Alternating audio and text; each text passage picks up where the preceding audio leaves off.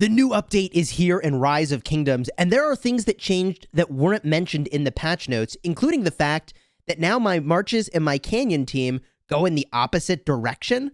There's a lot we need to talk about today, from barbarians to new events that are on their way, so stick around in this video for everything you need to know about this patch, including changing your canyon lineup.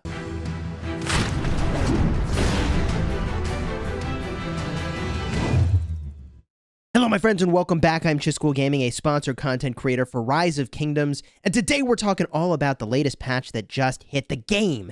If you like Rise of Kingdoms guides and tips as soon as new events and patches land, then consider smashing that subscribe button for the latest and greatest news and information. As you saw in this canyon matchup, the first thing we need to talk about for this patch is something that was not in the notes, which is that previously your marches would walk their way in and swing up when you're on offense and down when they're on defense when a target was getting surrounded. This is important because if you use a commander like Esong, who I recommend everybody uses, you'll notice that now your marches go in the opposite direction when they're swarming a target. So you would have been hitting 4 targets with your Esong, now you're probably only hitting 2. So make a quick change to your canyon lineup. Here is what the marches used to do before the patch, by the way. They would charge in and swing over the top. We'll show you what that looks like really quickly, then we'll show you how everybody needs to go change their canyon lineup. It's a very simple change. Boom. There it is. You can see my march swung around the top, whereas in the first video I was showing, those marches swung around the bottom when they were swarming. They basically reversed the way that your marches behave, which is really unusual. So now if we go to the canyon lineup here, previously you would set your defense sort of like this so that your march would come in and my William Esong would charge in and go over here. They would hit all the targets. Now, if I have my marches like this, they would come in and swing down. Esong would only hit 2 of the targets. So what I want to do now is just make that quick swap, which I've already done. That way, William is going to come in, and now since they swing down instead of swinging up, I'm going to hit all the targets I want to hit with that area of effect damage. Make that change to your canyon lineup after you finish this video. The next thing that's on your mind is probably barbarians. And barbarians now drop some different stuff, at least in Heroic Anthem, which is where I'm hanging out right now. That is level 41 plus barbarians. And there's a couple things that have changed, although I'm going to point something out, which is that if you have a sample size of anything less than maybe like 500 or 1,000. It's very hard to say with a high degree of accuracy what the actual drop rates for these things are. Here it is. I battled 30 barbarians and I got 2 gray leather. Someone else in my alliance battled 4 barbarians and 3 of the 4 had green material drops. What you're going to get is going to vary a lot. We need a very large sample size, maybe approaching 500 to 1,000. before we can say with a high degree of confidence exactly what the drop rate is. In addition, if I maybe already passed it or get lucky, I'll say lucky in quotes here, there are now healing speedups in the mix as well. You'll notice that the healing speedups and also the materials took the place of the speedups that were there previously. Is this good or is this bad? I would make the argument that like 2 gray materials is certainly not better. So we again need the full data to do a more detailed evaluation, but what I can say of healing speedups is the following. Assuming before you were getting an even split of training speedups and universal speedups, you could have used those universal speedups to heal your troops or do building or do research, which is pretty good. But now the healing speedups you have to use for healing. You lose the choice.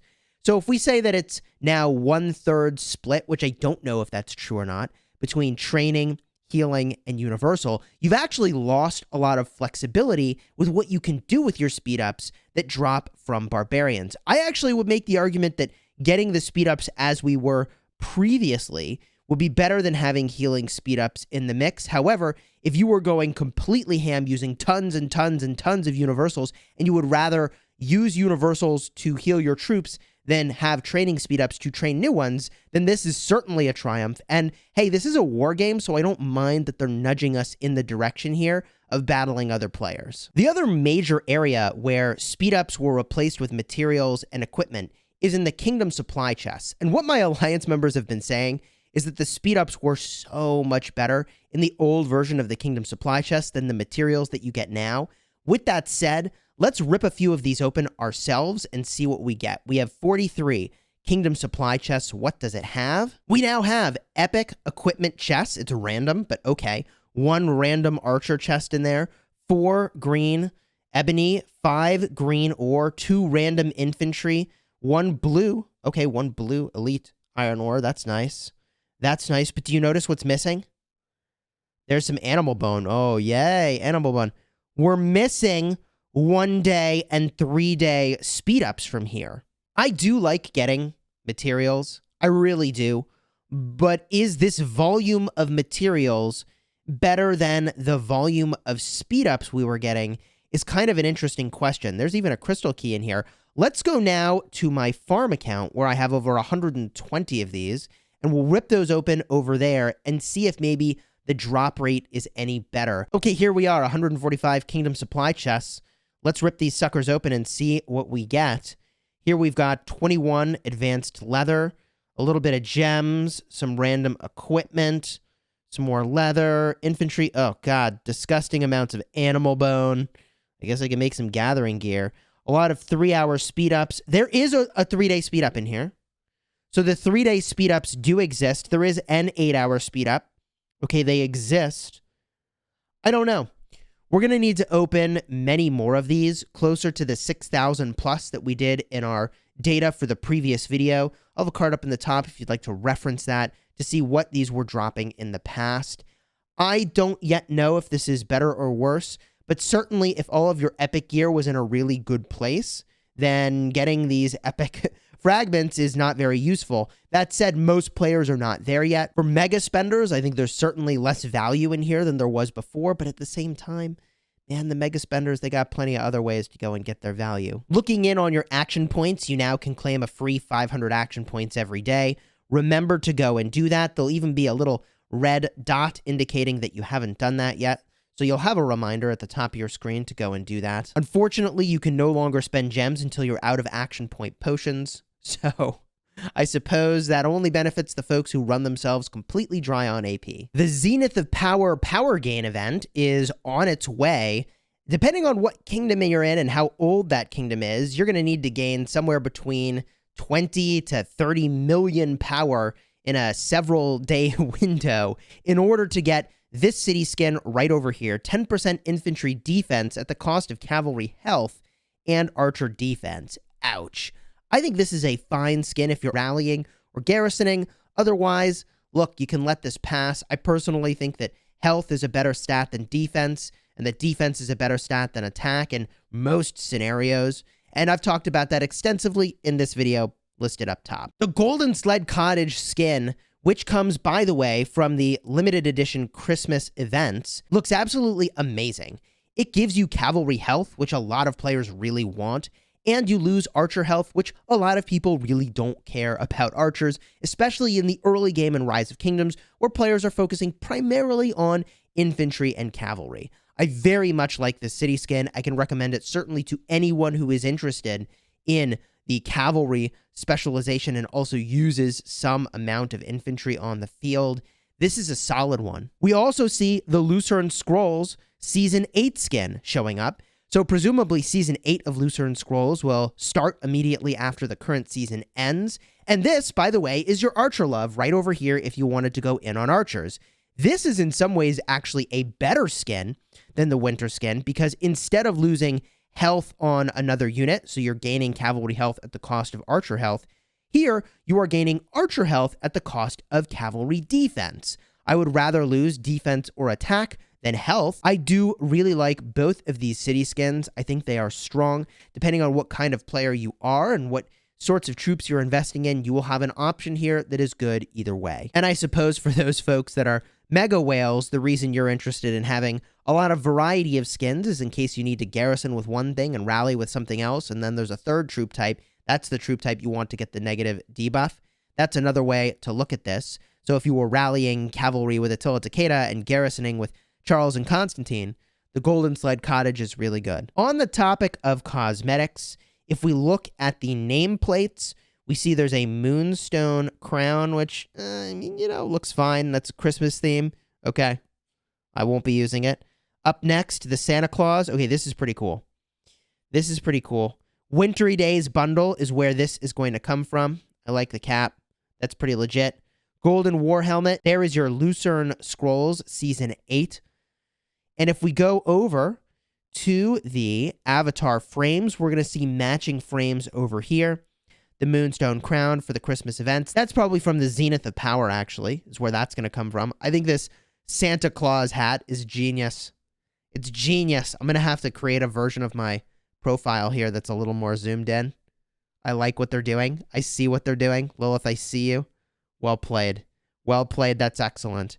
This comes from the Wintry Days bundle, and last but not least, the Golden War Helmet. By the way, if you're wondering what is in the Wintry Days bundle, I'll have a card up in the top that you can check out at the end of this video for what it looked like last year. One thing that the notes mentioned is that the garrison skills had potentially been clarified, and I took a video of a before and after, and I haven't really scoured to see word for word on every one of these what changed, but I couldn't find, at a quick look, any difference between the garrison skills on commanders before and after the patch.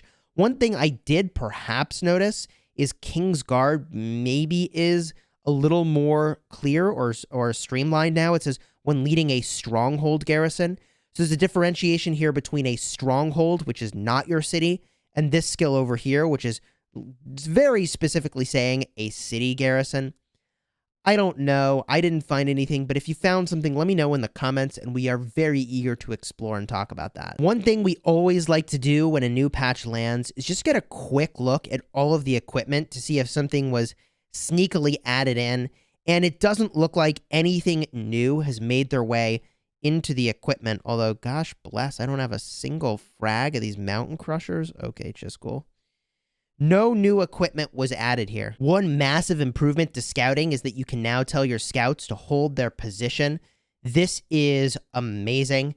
It is so much better. I wish that you could hold position for more than 5 minutes. That would make scouting a lot better. Like 15 minutes would be really good.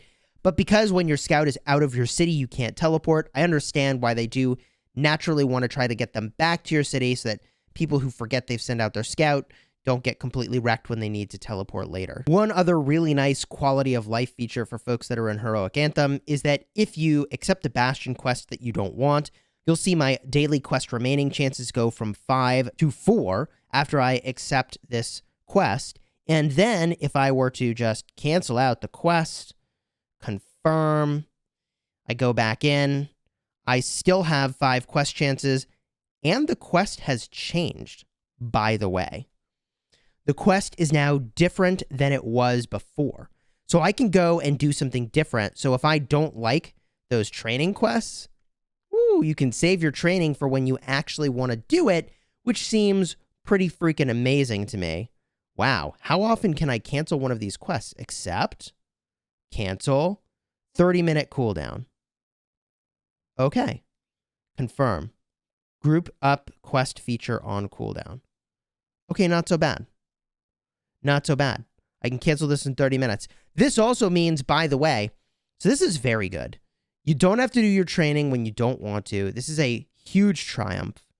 This is a huge triumph. You don't have to do all these training quests that are absolutely devastating for your speed ups. That way you can save them up for the events where you really wanted to spend them. Also, the quests for materials, you can get rid of those if you don't want to do those. This honestly is pretty game-changing for Bastions, and they go from something that you have to do, but you get wrecked on sometimes in terms of value, to being able to trade in the stuff you really didn't want anyways, or it doesn't cost you very much. It takes longer to go and do all of that, but honestly, this is a pretty solid change. 2 thumbs up on this one. If you're a real genius, you sit here refreshing until you get rid of all your animal bone. Only animal bone donation quests. Ha ha ha! See ya, animal bone. Nobody liked you anyways. Which, by the way, you'll have an abundance of animal bone now from those Kingdom supply chests. Woohoo! Quite frankly, some of the biggest changes added to this patch is going to be the set of winter events that are coming in the next week. We're going to cover all of that on the channel as soon as they land. And also the new Season of Conquest KVK format, the Strife of 8, which we are going to be very eager to be first on the ground to cover and send one of our accounts to go and do that, whether it's my farm or maybe my Kingdom 2 account. We'll figure all of that out as we go. If you do get this KVK pop, let me know immediately. For those of you who made it to the end of the video, here's some additional loot from Kingdom Supply Chest that was shared with me. This is 106 Kingdom Supply Chests. We'll make our way through these screenshots. Small amount of gems, 7 3-hour speed ups, 5 gold keys, 11 green animal bone. Get freaking wrecked. 14 green stone. Okay. Cruising forward, 6 crystal keys, 200 gemmies, a couple, in fact, 13 of the epic material crates for specific troop types. Okay. Bunch of speed ups here, 13 ebony, 5 3-hour speed ups. All right. Last one here. Boom. Oh, I think we saw this one already. Okay. Here are 500 Kingdom Supply Chests. There you can see the number of Kingdom Supply Chests as proof, 525. What do we got? We do see some 3-day speed ups in the upper right over there, 3 of them. 3 of them is a very low number compared to what you used to get. 28 3-hour speed ups, 75 green materials. Hello, baby. Hello, baby. That's a lot of green materials, actually. That's pretty cool. Okay, continuing onward here. 3 blue ebony, 4 blue stone. That's pretty good. That's pretty good as we make our way through 500 of these supply chests. Oh, 100 gem tokens. I feel like you used to get way more gems before. There we have 36 epic patterns, 36 3-hour training speed ups as well, 46 3-hour healing speed ups. You know, we've got to collect a lot of data. Ooh, an epic. 1 epic. I mean, it's a lot of chests for 1 epic stone. Okay. 63 green wood, 2 epic leather, 68 green stone. Okay, so there is some better stuff in terms of materials that show up in here. The animal bone. Oh, those wreck you so hard. 64 green and then 4 blue animal bone, 4 blue leather. Okay. Okay. Might have skipped a screenshot in all of this. There's the 4 bone again, and then 35 crystal keys. Wow. Thank you for sharing all of those with me. I appreciate it. If you enjoyed this video and want to see more information about the loot that's on its way in the game from these supply chests, or would like to see our full breakdown of what barbarians are dropping once we have more data points, then hey, consider subscribing to the channel for those daily Rise of Kingdoms videos designed to help you get value and smash your enemies. We're probably going to do a video later today, maybe a live stream to be determined, where we jam through more Esmeralda. I have been comparing my results to other people, and I've got just freaking demolished. She stole all my damn... She took all my gems. She took all my gems, but that's what I'm used to with Esmeralda. I have a card up in the top for the original Esmeralda, as well as the live stream where we got destroyed. Gosh bless. The promise of value is there, but for Chisgule, the value was not there. But that's why you need a large sample size, especially for barbarians, people. We're out for now. You have fun. Smash in the kingdom, and may the odds be in your favor, certainly better than they were for me.